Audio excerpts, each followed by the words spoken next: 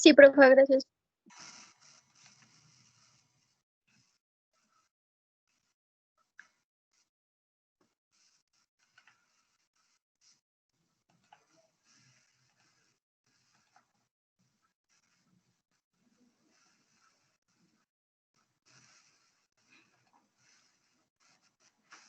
¿Ya pueden ver mi presentación? Ya, profe. Sí, profe. Bueno.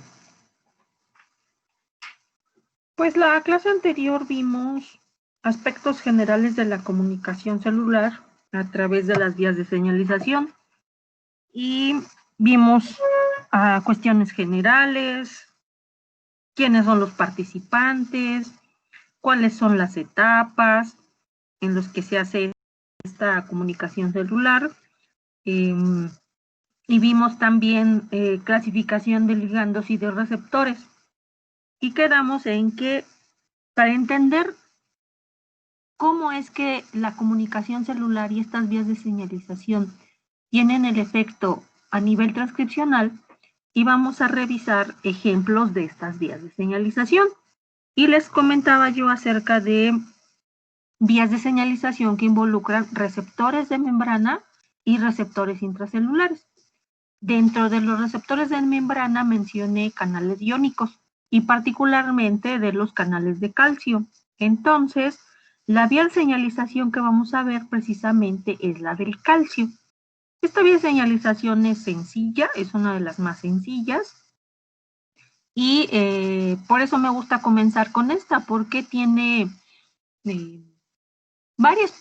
pocas proteínas involucradas y con esto entonces podríamos irnos acostumbrando a cómo vamos a ir viendo estas vías de señalización para entender cómo un estímulo externo que la célula está sensando, está recibiendo, puede afectar a nivel transcripcional. Y entonces comprender el control de la expresión genética a nivel celular. Porque ya vimos todo lo del núcleo, entonces vamos a ver el control de la expresión genética a nivel de célula. Bueno, entonces, ¿quiénes participan en esta vía de señalización? Aquí en esta diapositiva podemos ver cuáles son los participantes, ¿no? Y empezando con el mensajero químico. ¿Qué tipo de mensaje químico aquí es el que va a participar? De primera instancia ya sabemos que los mensajeros químicos deben de ser hidrofílicos. Su naturaleza es hidrofílica. ¿Por qué? Porque tiene un receptor de membrana. Recuerden que los mensajes químicos hidrofílicos no cruzan las membranas lipídicas. Tienen que tener su receptor a nivel de membrana citoplasmática. Ahora, ¿cuáles son esos? Está un poquito chiquita la imagen, pero podemos darnos cuenta aquí de los, ya se las amplié un poco, que los mensajeros químicos pueden ser como por ejemplo acetilcolina, el GABA, la glicina, el glutamato o la dopamina. Estos tres, por ejemplo, GABA, glicina, glutamato, son aminoácidos. La dopamina es una amina biogénica. Entonces, los mensajes químicos podríamos clasificarlos así de manera general como neurotransmisores, son de tipo neurotransmisor o neuromodulador. Estos son sintetizados, son secretados por la célula. Bueno, aquí dice la célula blanco, hay que borrarle porque es la célula emisora. Esta presentación aún no se las comparto. Más tarde se las voy a subir a la plataforma, ¿ok?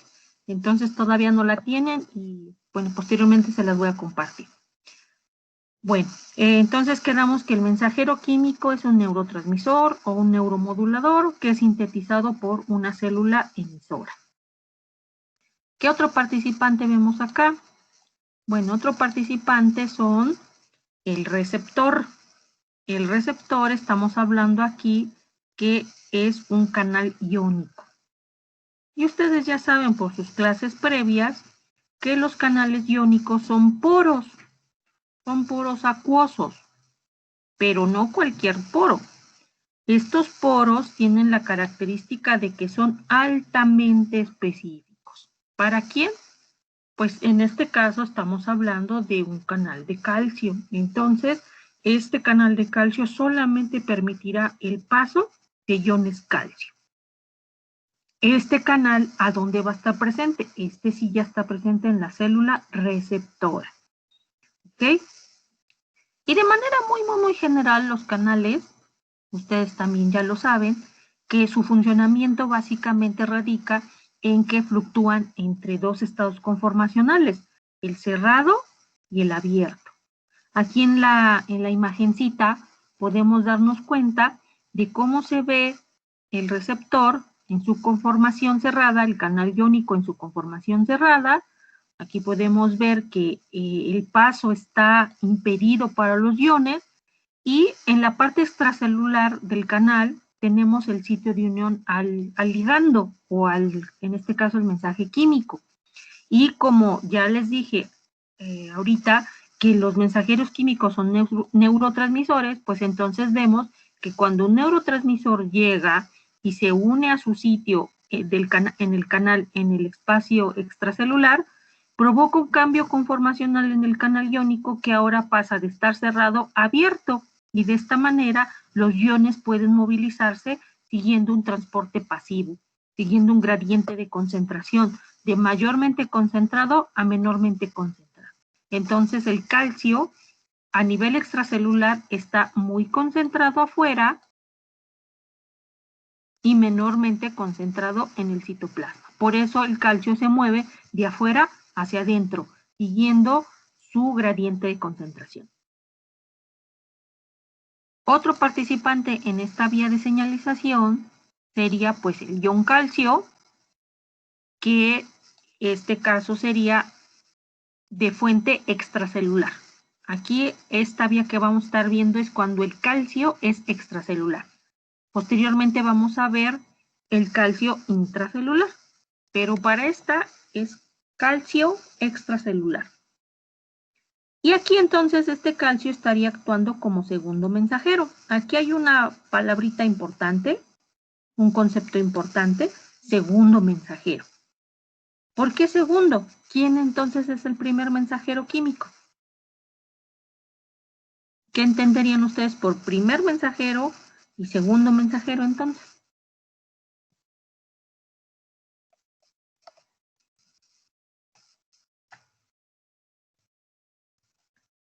A ver,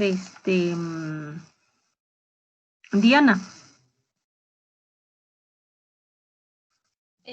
Pues el primer mensajero es el que da la señal para que se active o ay, se me fue la palabra. O para que surja el segundo mensajero.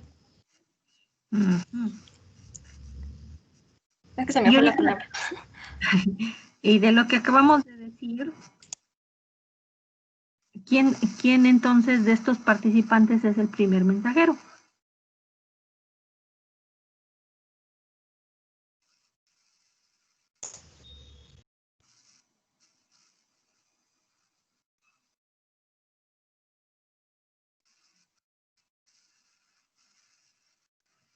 ¿No? A ver, Diana.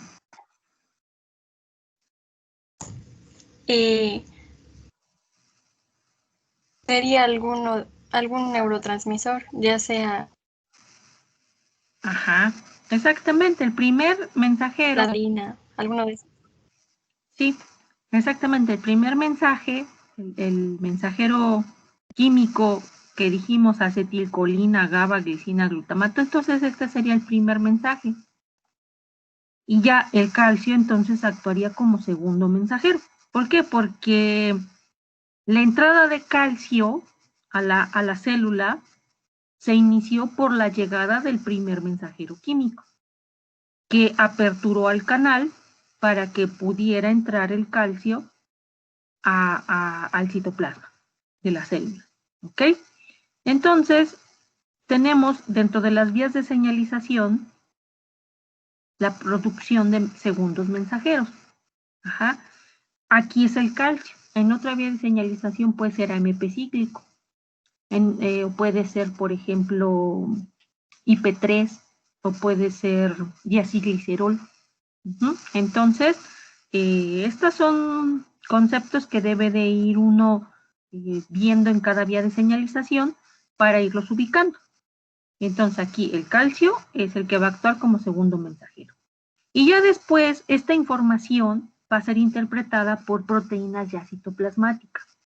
Estas proteínas ya están en el interior de la célula, como puede ser esta proteína que se llama calciocalmodulina, que es una proteína que se activa en respuesta a la concentración de calcio intracelular.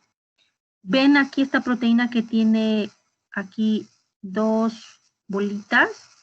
Bueno, pues estas dos bolitas son calcio. Entonces, la calciocalmodulina es una proteína sensible a calcio. Cuando el calcio intracelular aumenta su concentración, este calcio se une a la proteína calciocalmodulina y entonces pasa de un estado inactivo a un estado activo. Pero este cambio en la calciocalmodulina es en respuesta al aumento de calcio intracelular. O sea, eso significa que tiene que llegar un neurotransmisor o un neuromodulador, unirse al receptor, aperturar el canal, entrada de calcio, eso provoca un aumento en la concentración de calcio intracelular, el cual se va a unir a proteínas como calciocalmodulina y las va a activar. Y estas a su vez, calciocalmodulinas, activan a una gran cantidad de proteínas, a muchas proteínas. El calciocalmodulina es una proteína que es un regulador, como dice acá, de la transducción de la señal de calcio en las células. ¿Sí? Dentro de las proteínas, dentro de la diversa cantidad de proteínas que calciocalmodulina controla, está la proteína calcineurina, que es otro participante. Entonces, calcineurina es una proteína que es activada por calciocalmodulina. Calciocalmodulina es como, lo que hace es como abrazar a otras proteínas y controlar su función. Entonces, calciocalmodulina a su vez activa a calcineurina. ¿Sí? Y esta calcineurina, ¿cuál es su función? ¿Qué actividad tiene? Es una fosfatasa.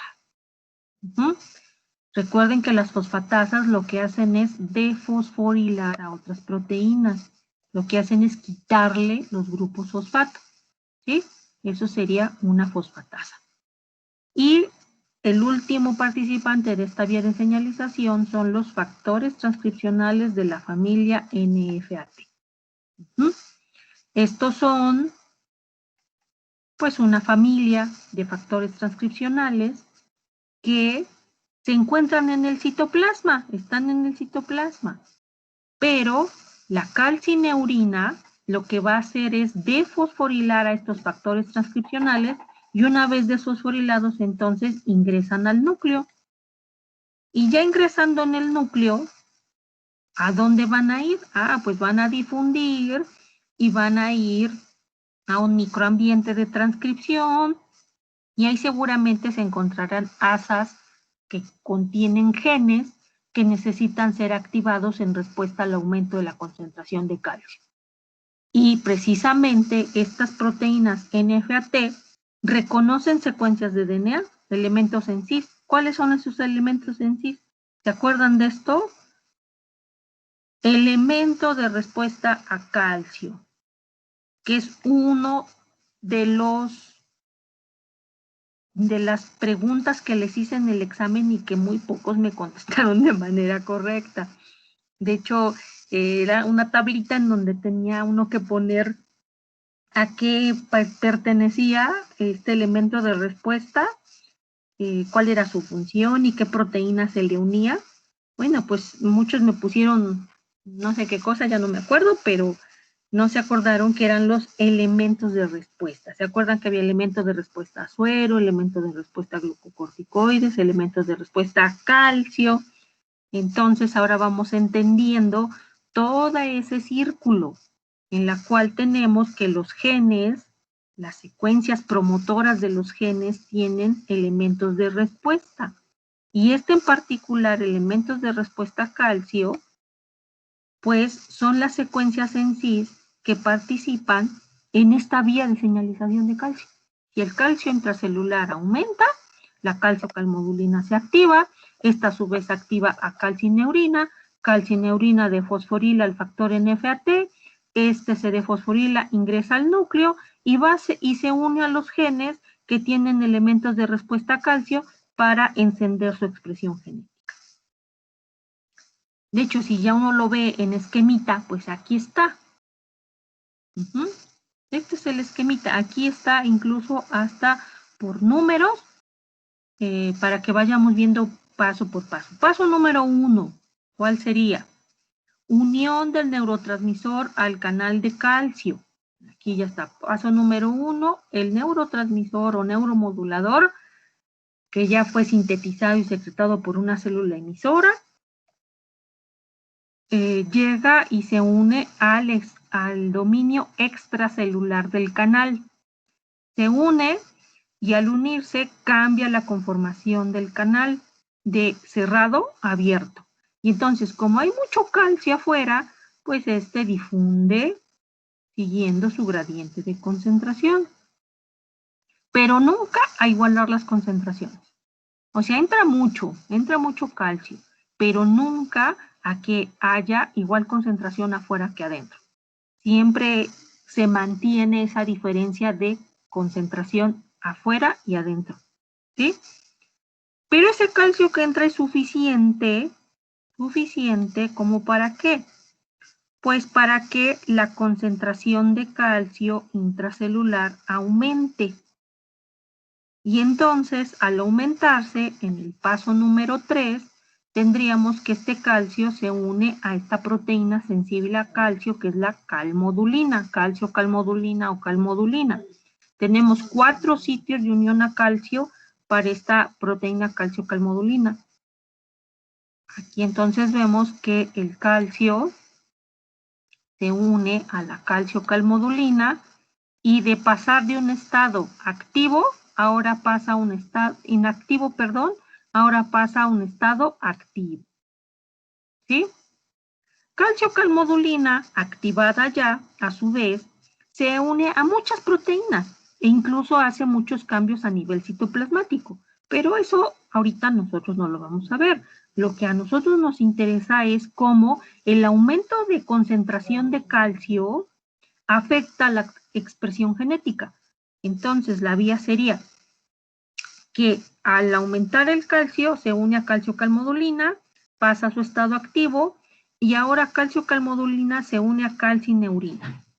Activa a esta proteína calcineurina, que lo que hace es defosforilar. La calcineurina es una fosfatasa. Entonces, aquí tenemos a los factores transcripcionales NFAT que están hiperfosforilados. Vean cómo tiene muchos fosfatos.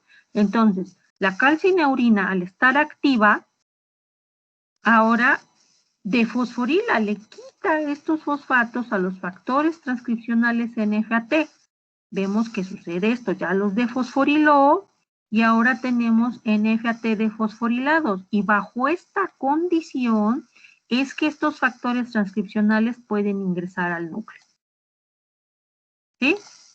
Y una vez que ingresan al núcleo, bueno, ahora ya estamos en el terreno del núcleo. Ya sabemos qué sucede ahí. Ya sabemos que hay microambientes nucleares. Ya sabemos que hay asas de cromatina. Ya sabemos que hay elementos en cis. Entonces ya nada más es entender y comprender que una vez ingresando estos factores NFAT, tendrían que ir a las fábricas de transcripción y ahí ya están los genes, ahí ya están las asas de DNA, bueno, fibras de cromatina, y que debería haber secuencias de regulación, elementos en sí, en el gen, pero no va a ser cualquier elemento en sí, tiene que ser un CARE. Si el gen no tiene CARES, si el gen no tiene estas secuencias de regulación, ¿importará que aumente el calcio? ¿Les afectará a esos genes que el calcio aumente o no? Si no tiene estas secuencias de regulación.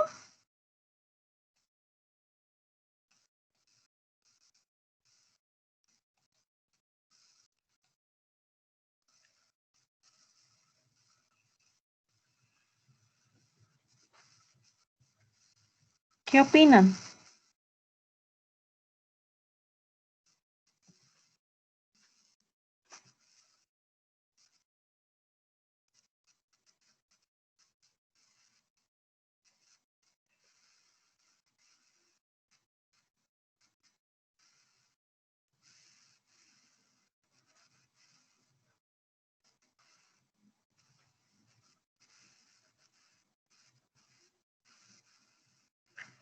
Blanca, dinos. Yo creo que si no tiene las secuencias, no podría afectar la cantidad de calcio que haya, pero bueno, a lo mejor y no afecta en la transcripción, bueno, porque no habría un sitio donde se uniera. Exacto, o sea, si el gen no tiene elementos CARE, pues el factor transcripcional NFAT,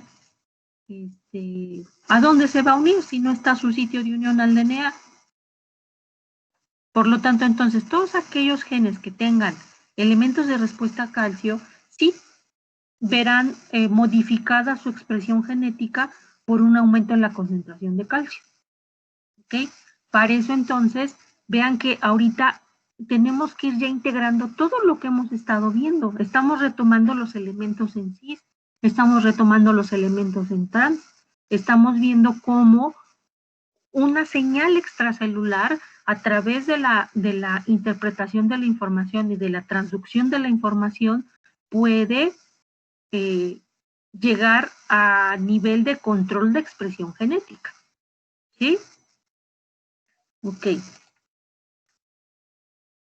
De hecho, este ejemplo es particular porque casi siempre estamos muy acostumbrados a ver que la fosforilación es la que activa. Muchas veces vemos que el factor transcripcional se tiene que fosforilar para ingresar al núcleo, pero aquí no, aquí es al contrario. Aquí el factor transcripcional está fosforilado, hiperfosforilado, y esta fosfatasa lo defosforila. Y solamente así es que puede ingresar al núcleo. Cuando está hiperfosforilado, no puede entrar al núcleo. ¿Sí? Entonces, si no entra al núcleo, pues no se une a los elementos CARE y no tiene efecto a nivel transcripcional. Obviamente que no nada más es el factor NFAT. Recuerden que esto es una combinatoria de eventos. Recuerden que es una combinatoria de elementos en cis y de elementos en trans que se tienen que reclutar para poder lograr encender la expresión genética. Y ya no nada más es la combinatoria de elementos en cis y en trans, sino que también la cromatina tenga las etiquetas epigenéticas para que se encuentre relajada. Y no solo que esté relajada, sino que ahora también esté en el punto particular del núcleo en el cual esté cerca de una fábrica de transcripción. O sea, también tiene que ver la posición o la ubicación dentro del núcleo, que esté en la periferia, que esté cerca de una fábrica de transcripción, porque si no, no se expresa. ¿Ok? Sin embargo, pues estamos viendo aquí la vía de señalización desde un estímulo externo como un receptor de membrana conlleva a captar la información, aumentar la concentración de calcio intracelular, que sería el segundo mensajero, y activación de estas proteínas efectoras que finalmente conllevan a la activación de un factor transcripcional. ¿Sí? Entonces, si va uno... ¿Se acuerdan que vimos 7 pasos? 7 pasos para llevar a cabo la comunicación celular. Si uno lo aplica ahora a esta vía de señalización, el primer paso sería la el primer paso debería de ser entonces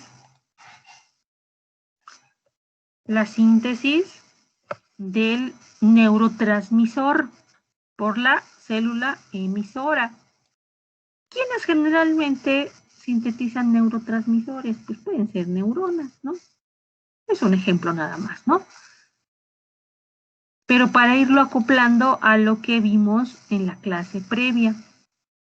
Paso número 1, síntesis y secreción del neurotransmisor.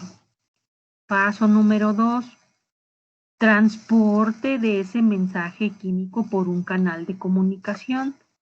Eso puede ser manera autócrina, parácrina o endócrina, ¿sí? Paso número 3, unión del neurotransmisor al canal de calcio. Hay canales de calcio según se han clasificado dependiendo de el voltaje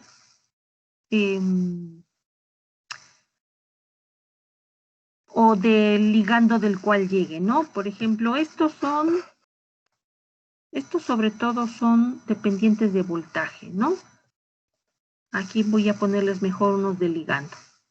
Pero bueno, implicaría la unión del neurotransmisor al canal de calcio que está presente en la célula receptora. Entonces ya estamos viendo aquí célula emisora, célula receptora. Luego, una vez que ya se unió el neurotransmisor, tendríamos que hablar del cambio conformacional del canal iónico para pasar de cerrado a abierto. Y esto provocaría que el calcio ingrese a la célula aumentando considerablemente su concentración intracelular, dando como consecuencia ya una transducción de la información. Ya se está llevando a cabo la interpretación de la información y la transducción de la señal hacia el interior de la célula. Aquí vemos que el calcio funciona como segundo mensajero y va a activar a proteínas efectoras como calciocalmodulina y calcineurina. Y esta última de fosforila al factor NFAT o a los factores NFAT que regulan la expresión genética. Todo esto es transducción de la señal. Ya que entraron los factores NFAT al núcleo y ya que activaron la expresión genética, entonces recién ya se da el cambio en el comportamiento de la célula receptora. ¿Por qué? Porque ahí en el núcleo entraron los factores transcripcionales, activaron una gran cantidad de genes. Estos genes se activaron. Ay, perdón.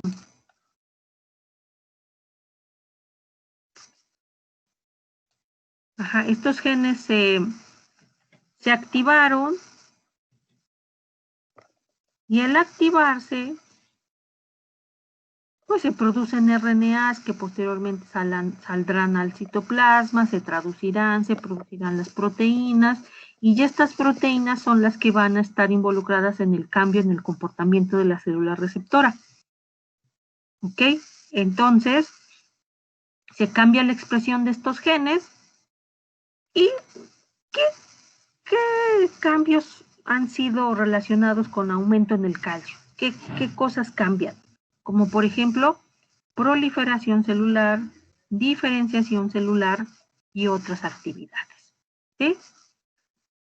Para terminar entonces esta vía de señalización, tendríamos que ir al paso número 7, que sería la finalización de la señalización celular, en la cual, ¿cómo terminar esta comunicación? Porque ya la célula ya cambió, ya respondió, ya hubo un cambio en su comportamiento, ¿no? Entonces tendría que haber una finalización de la comunicación celular y esto se conseguiría mediante la degradación del neurotransmisor o la recaptura del mismo, ¿sí? Puede ser que este neurotransmisor se degrade o que más bien sea recapturado. El canal se cierra Y el calcio que entró tiene que salir, tiene que regresarse al medio extracelular.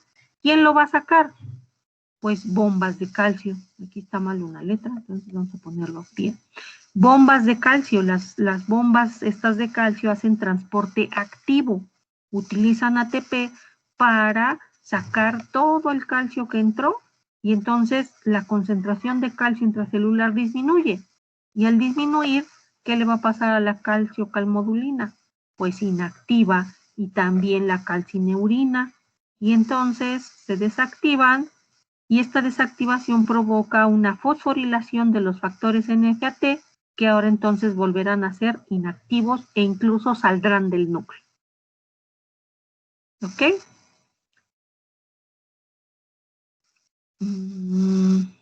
Les voy a hacer un esquemita, así rápido.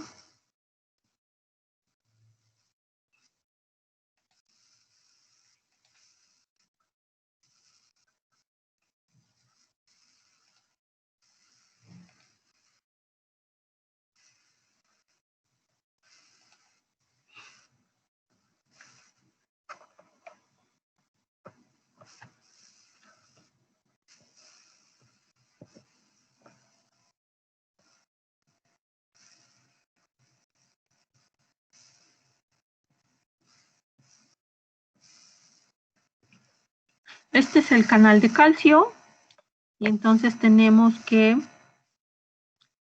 los neurotransmisores llegan, se unen al canal. El canal entonces ahora pasará a canal en su forma abierta. Aquí ya está abierto el canal. Entonces los iones calcio entran. Y se observa un aumento en la concentración de calcio intracelular. ¿Sí?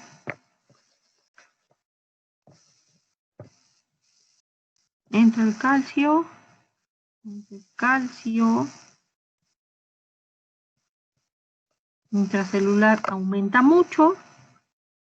Y entonces este calcio se une a las calciocalmodulinas.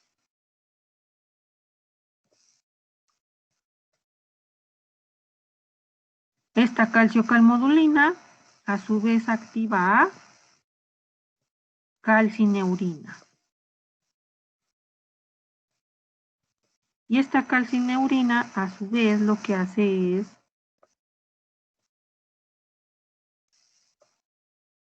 quitarle los grupos fosfato al factor transcripcional NFAT. Entonces ahora pasa a su estado de fosforilado prácticamente, ¿no?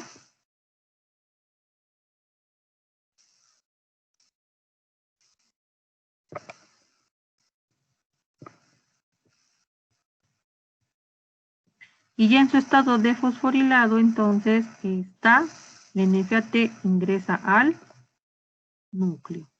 Y ahí en el núcleo, entonces, aquí están los genes y aquí se une a los elementos CARE. Entonces ya se une, estos genes se encienden, se producen los RNAs y estos RNAs ahora entonces tienen que salir del núcleo. Y después, en los ribosomas,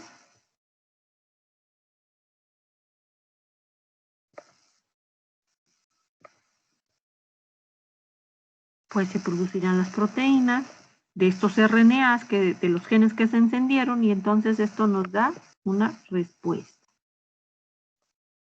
Esto ya es la respuesta. Que puede ser que la célula prolifere, que la célula se diferencie, etc. ¿Sí? ¿Cuándo va a terminar? ¿Esto va a estar todo el tiempo encendido? ¿Va a estar permanente así? Pues no, esto tiene que acabarse en un momento. Una vez que esto ya sucedió, entonces, ya que se dio la respuesta, estos neurotransmisores, por ejemplo, se degradan o se recapturan. ¿Por quién?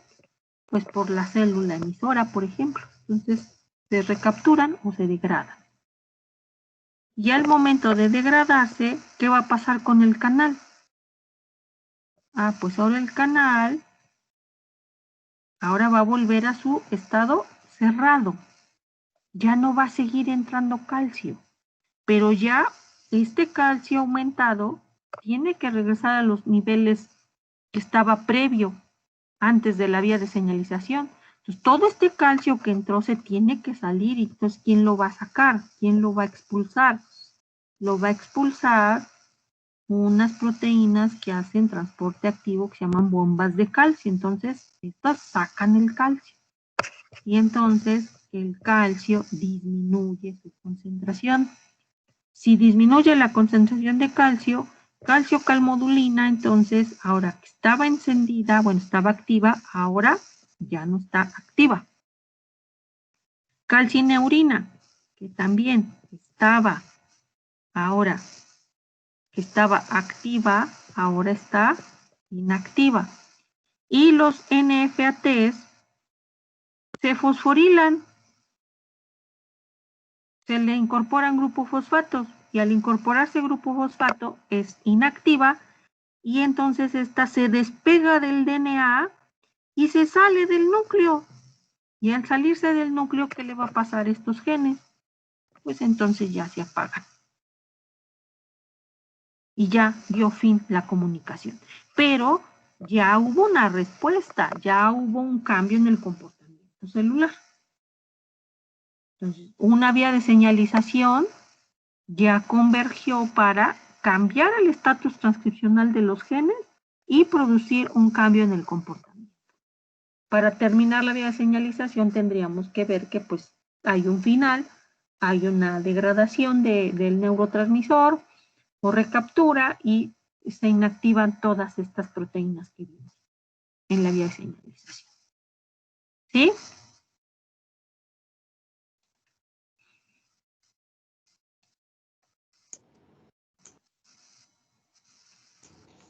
Sí, profa. Ok. Entonces, pues para ejemplificar esta vía de señalización de calcio, aquí les puse 3 ejemplos, que serían esta misma vía de señalización, pero en diferentes contextos. ¿Cuáles serían? En el linfocito T, en células endoteliales cardíacas, pero en el día 10 embrionario, de desarrollo embrionario, y en neuronas del hipocampo. Sabemos que, por ejemplo, en el caso, bueno, no por ejemplo, más bien en todos los organismos multicelulares, todas sus células tienen exactamente la misma información, son los mismos genes, exactamente los mismos. ¿Sí?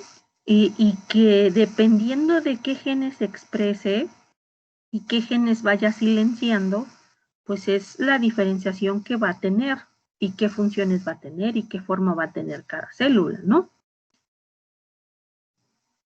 Pero, ¿cómo controlar entonces la expresión de esos genes desde el punto de vista de las vías de señalización? Y ahorita acabamos de ver una vía de señalización así muy clara, ¿no? El neurotransmisor, canal, aumento de calcio, ese estimula a calmodulina, ese a su vez a calcineurina, y ese a su vez a factores NFAT, y luego ya a los genes. Es una vía que estamos viendo de manera general, pero ¿cómo esa vía puede activar diferentes genes? ¿Cómo es que esta vía tenga especificidad para activar a diferentes genes? Y lo sí, vean ustedes, aquí tenemos... Profa, sí. disculpa la interrupción. Es que seguimos en la pizarra. Vamos a cambiar a la pantalla, ¿verdad? Ajá, entonces aquí tenemos ejemplos de 3 contextos de la vía de señalización de calcio, y todas tienen lo mismo, tienen su canal de calcio, el calcio intracelular aumenta, aquí, bueno, no está representada bueno, sí, bueno, estas proteínas calciocalmodulinas no están representadas, pero bueno, es de calcio, calmodulina, calcineurina, NFATs, entran al núcleo y se activa la expresión de. Pero si esta vía de señalización general que vimos de calcio se está llevando a cabo en linfocitos T, ¿qué genes son los que se activan? Ah, pues se activan los genes de interleucina, que codifican para interleucinas 2, 3, 4, el receptor CD40, algunos receptores FAS-L, unos factores de crecimiento y otros. ¿Sí? Aquí también vemos lo mismo, que hay un receptor, aquí hay un calcio, aquí está la calcineurina, aquí están los factores NFATs que entran al núcleo, pero aquí en las células endoteliales cardíacas, esta vía de señalización activa a genes requeridos para la formación de válvulas cardíacas. ¿Vieron taxi? ¿No?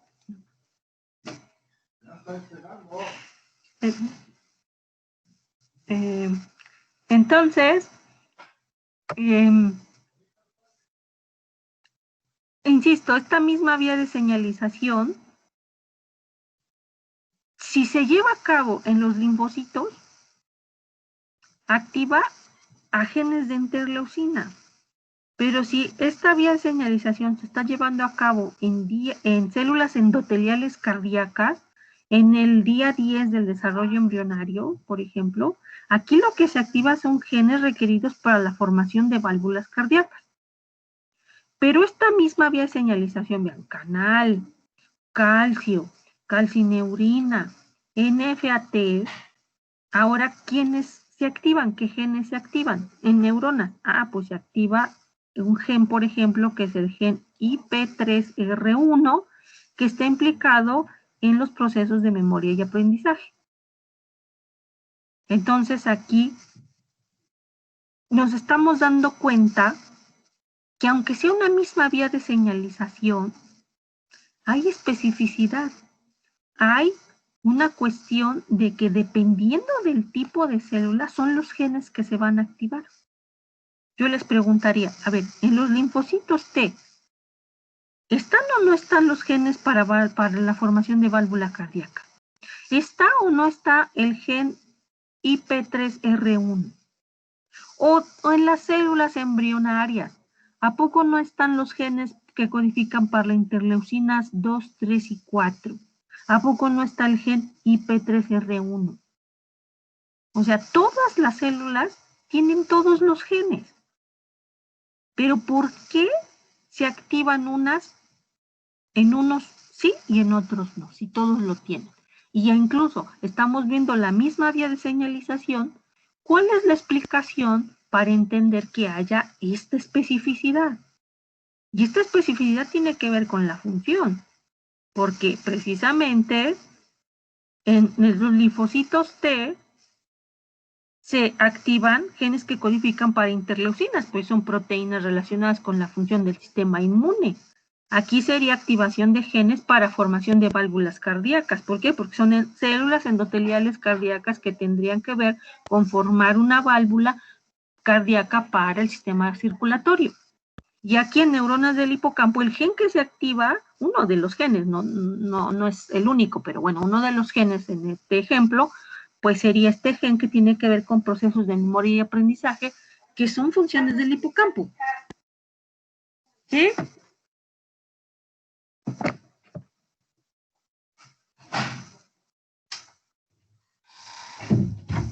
¿Qué podemos notar entonces ahí? ¿Cómo explicar esto? ¿Ustedes qué notan? ¿Qué pueden concluir de esto?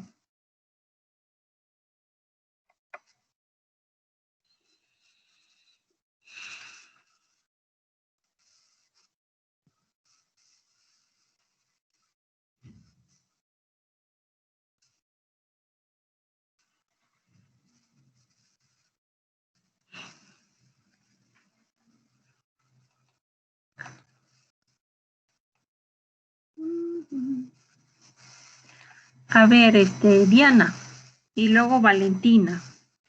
O Valentina, ya, Diana ya no alzó la mano. Sí, profe. A ver, díganme. Bueno, yo lo que iba a decir es que una misma vía de señalización puede converger en distintas acciones, bueno, para diferentes causas en la célula, aunque empiece con una misma.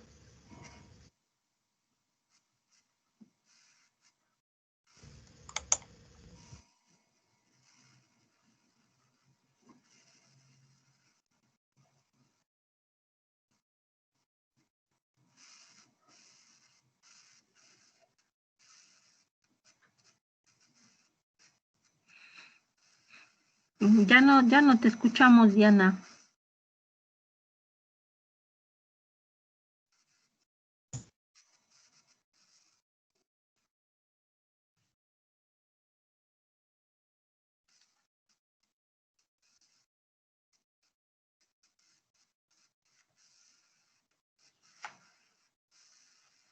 Célula. Diana, como que no, se cortó la comunicación, ya no te escuchamos.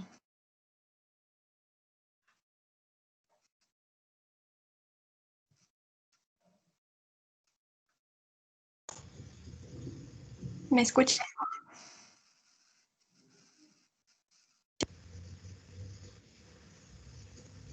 Ahorita sí ya te escucho.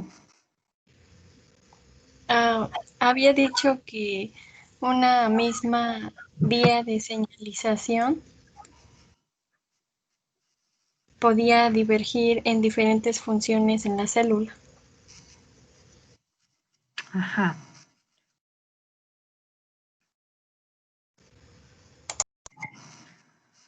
¿Y qué más?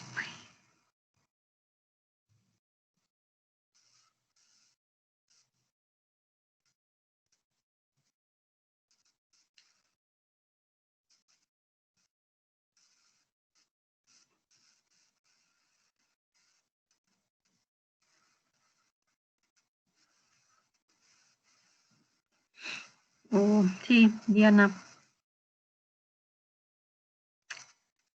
Sí, Diana, como que se está cortando mucho. Bueno, vamos a escuchar, vamos a leer lo que dice Dulce. Dice que las células tienen alto grado de especificidad, aunque sigan la misma vía de señalización, dependen de la célula que sea para que codifique para ciertos genes. Pues si quieres, Diana, escríbenos también un mensajito. Y mientras escuchamos también a Valentina.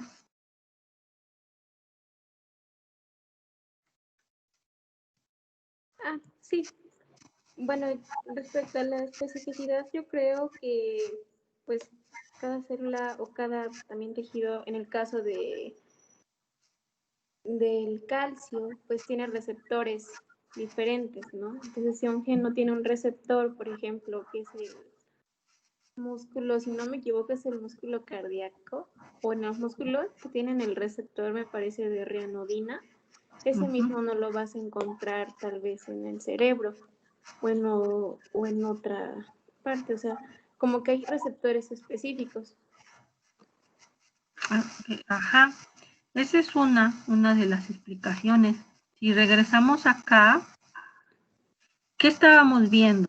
Mañosamente yo les dije que eran canales de calcio, ahí está, un canal de calcio y también aquí hay un canal de calcio. Pero si se fijan, incluso hasta la misma fotografía o esquema no les está poniendo, más bien les está poniendo ciertas distinciones en los canales. Este es un canal, es el CRAC, y este es un canal de calcio tipo L. ¿Sí? Ya desde ahí estamos viendo una diferencia. Aquí, por ejemplo, estamos hablando de un receptor. Estamos hablando de un canal. Que conlleva, todas estas tres vías llevan al aumento de la concentración de calcio. En estas tres vías lo que lleva es aumentar el calcio, ¿sí? Sin embargo, ya desde que estamos viendo que son canales de calcio distintos y que, por ejemplo, este canal de calcio fue activado porque un receptor TCR tuvo influencia sobre la actividad de este canal, ya desde ahí estamos viendo tres contextos distintos. Sigue siendo canales de calcio, sigue siendo aumento de la concentración de calcio, pero puede ser que la cantidad de calcio que haya entrado sea determinante. Sí, es un canal, es un receptor que conllevó al aumento de la concentración de calcio, pero son diferentes canales, pueden haber diferentes receptores que conlleven a un aumento de la concentración de calcio diferente en términos de cuánto entra, qué cantidad entra. Si fue una corriente rápida, si fue una corriente lenta, si fue una corriente constante, si fue una corriente por pulso nada más, ¿sí? Sigue siendo un mismo ion, sigue siendo calcio, pero no es lo mismo tener un flujo rápido de calcio o lento, o una corriente constante a una corriente nada más en un solo punto, ¿sí? Hay variaciones en las entradas de calcio, que tiene que ver con qué canal es, qué tipo de canal de calcio es, o bajo qué influencia está ese canal, ¿sí? Una vez eso, pues también tenemos que las calciocalmodulinas, bueno, y las calcineurinas, esas no, que yo sepa no hay muchas isoformas, pero de las que sí hay isoformas son estas, miren, NFATs. O sea, las NFAT son los factores transcripcionales que se van a activar, ¿no? Pero podemos ver que en el caso de los linfocitos T, los NFATs que están aquí en este tipo de células son los NFATs 1, 2 y 3. En cambio aquí nada más está el 1 y en cambio aquí nada más está el 4. Entonces estos factores transcripcionales son una familia. ¿Y qué hablábamos de las combinatorias? Bueno, para activar a los genes de interleucina A, se requiere de una combinatoria de NFATs 1, 2 y 3.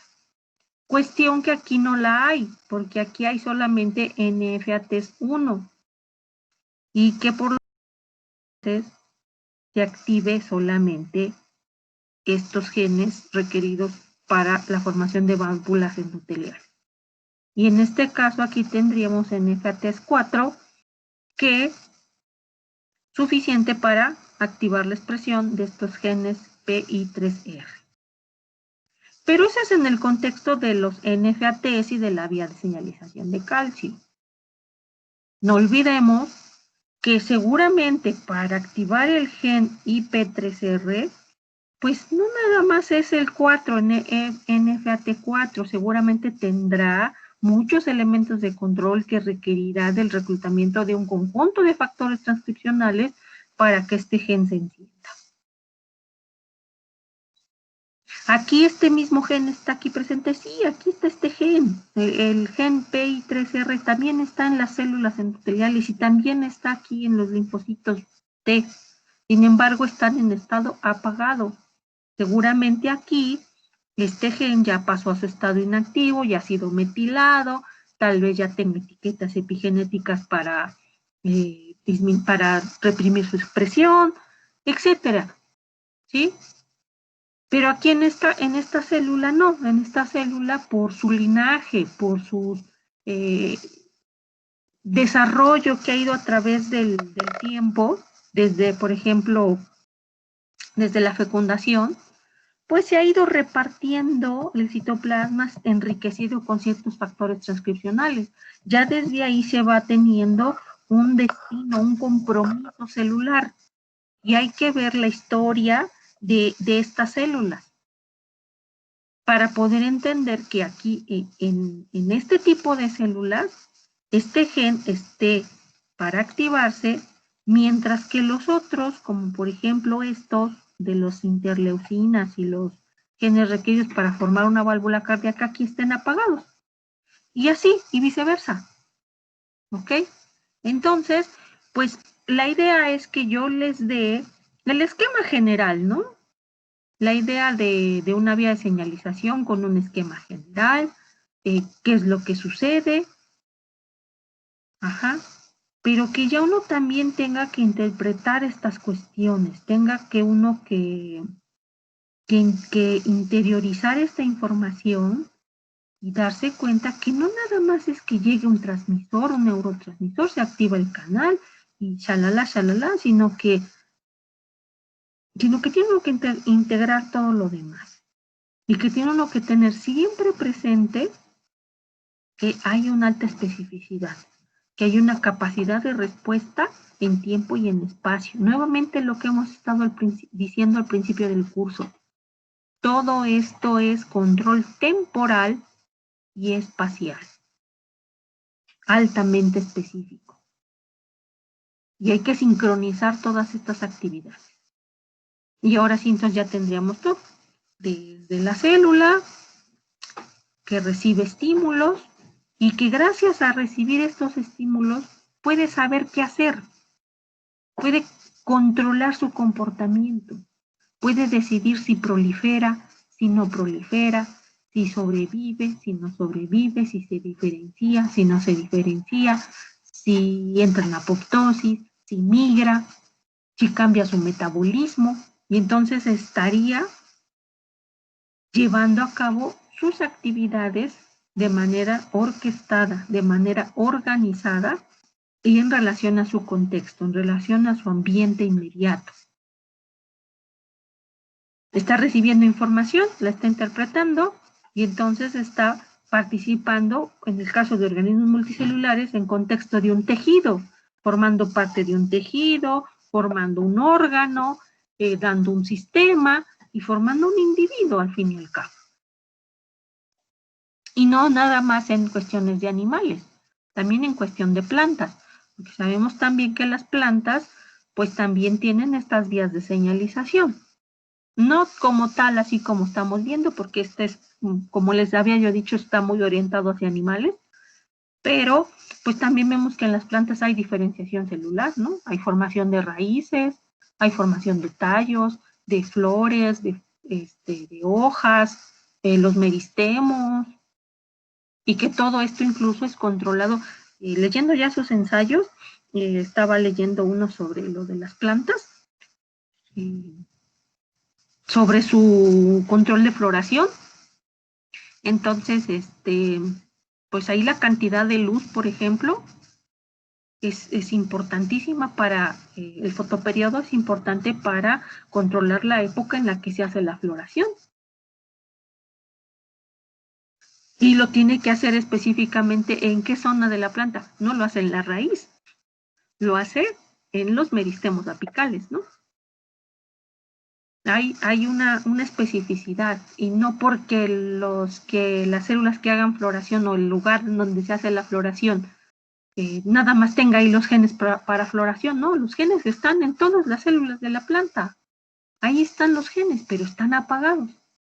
Ahí es en donde se encienden, ahí es en donde se tienen los receptores que captan la luz y que se activan y que entonces ya encienden el control de la expresión genética para iniciar el proceso de floración. Bueno, pues esta sería la vía de señalización de calcio. Es la primera que vamos a ver. De hecho, quiero que tengan muy en claro esto, para que no nos confundamos, ¿sí? Que vimos esta descripción para la vía de señalización de calcio, pero cuando la fuente de calcio es extracelular, ¿sí? Eso no lo olviden, o sea, lo que vimos fue esto. El calcio, el aumento del calcio es porque el calcio entra del medio extracelular hacia el interior. Aquí hay mucho calcio, todas estas bolitas son calcio. Entonces se abre un canal de la membrana citoplasmática y ya entra el calcio. Pero si vemos el esquema, nos daremos cuenta que el aumento de la concentración de calcio puede ser también porque hay almacenes internos de calcio. Eso me hizo recordar porque mencionaba ahorita Valentina lo de los canales de reanodina. Los canales de reanodina están acá. ¿Ok? Entonces, esto todavía no lo hemos visto. Lo que estamos viendo son canales de calcio que están en el citoplasma. Perdón, en la membrana citoplasmática.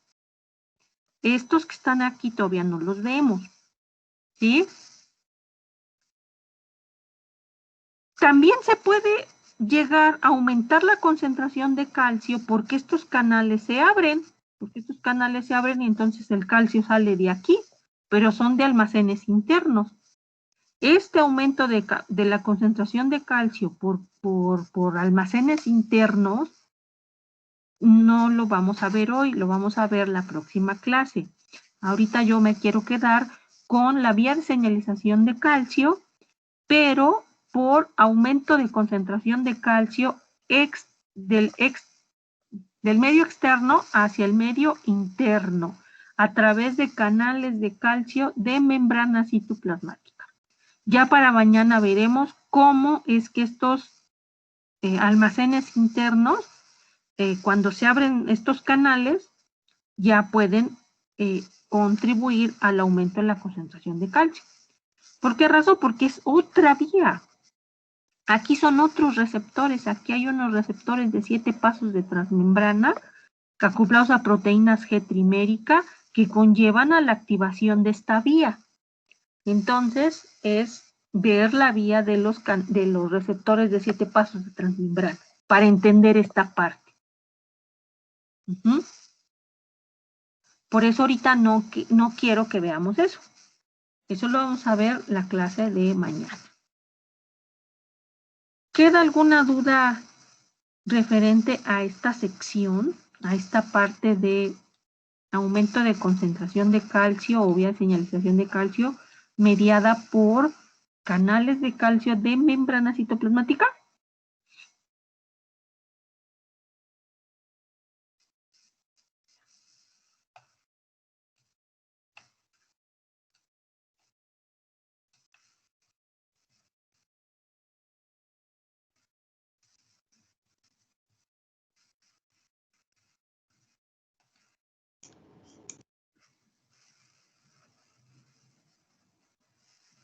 De mi parte no, profe, muchas gracias. Ok, bueno, aquí Diana ya nos escribió lo que ella pensaba de las vías de señalización, lo cual pues es consistente con lo que estábamos diciendo, ¿verdad? Que pues son los receptores diferentes, ¿no? Decíamos, un ligando, por ejemplo, puede ser acetilcolina, puede ser GABA, puede ser glicina, puede ser glutamato, puede ser dopamina, y no va a ser el mismo receptor, ¿verdad? No va a ser el mismo canal de calcio, por ejemplo. Entonces, desde ahí viene la información, ¿no?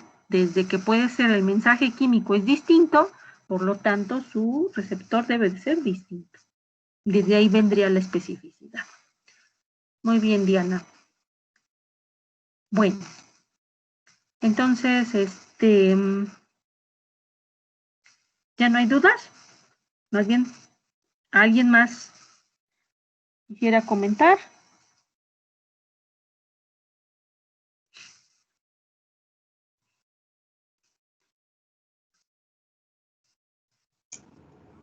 No, profesora, todo bien. Solo mencionar que estuvo muy interesante saber todo esto. Ok. Bueno, chicos, muchas gracias. Y yo les subo la presentación más al rato. Y bueno, ya tenemos todo programado, ¿verdad? Mañana entonces continuaremos con estas vías de señalización. Ya les subí su examen, no sé si ya se dieron cuenta. Son 8 preguntas, les adjunté material de apoyo, artículos en donde pueden sacar la información, tienen más de 10 días para poder entregar su examen y la recomendación que lo hagan en tiempo y en forma para que no haya ningún problema. Entonces, disminuye el número de preguntas, ahorita son 8, pero también tiene cuestiones de elaboración, también tienen que hacer bastante redacción para poder contestar el examen. ¿Ok? Bueno, pues yo me despido y que tengan buena tarde. Gracias, profesora. Gracias, papá. Hasta luego. Gracias, papá.